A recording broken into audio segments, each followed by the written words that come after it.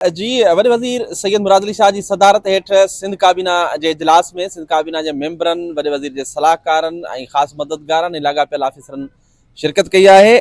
सिंध काबीना जे इजलास दौरान कराची में रेंजर्स जी मुक़ररी जे मुद्दे में 1 साल जी वाद वारे फ़ैसिले जी मंज़ूरी ॾिनी वई आहे ऐं रेंजर्स जे मुक़ररी जी जेका नई तारीख़ आहे उहा 9 डिसंबर 2025 खां लागू हूंदी ऐं 1 साल ताईं रेंजर्स जा जेके ख़ासि अख़्तियार आहिनि उन्हनि में वाद कई वई आहे। उनखां अलावा सिंध काबीना पारां DH पाइपलाइन मनसूबे लाइ पाणी जे अघनि में नज़रसानी कंदे 0.85 मां घटाए 0.60 रुपया फ़ी गैलन मुक़ररु करण जो फ़ैसिलो कयो वियो आहे ऐं वसूलियुनि जो दौरानियो जेको आहे उहो 10 साल बरक़रार रखण जो बि फ़ैसिलो कयो वियो आहे। उनखां अलावा सिंध काबीना तिमर जे वणनि जी बहाली ऐं ग्रीन बेल्ट ठाहिण वारी पॉलिसी वारे फ़ैसिले जी बि मंज़ूरी ॾेई छॾी आहे। सिंध काबीना इस्लाम कोट खां छोर ऐं बिन कासम ताईं रेलवे लाइन विछाइण वारे कमु कराइण जी मंज़ूरी ॾेई छॾी आहे। मनसूबे तहत थरकोल खां छोर ताईं 105 किलोमीटर रेलवे पटड़ी विछाई वेंदी। काबीना खे ॿुधायो वियो त इन मनसूबे जी जेका लाॻत हुई उहा 75 अरब रुपया हुई ऐं रिथा जी PC1 58 अरब रुपयनि रिथा जी PC1 लाइ 58 अरब रुपया जेके आहिनि उहे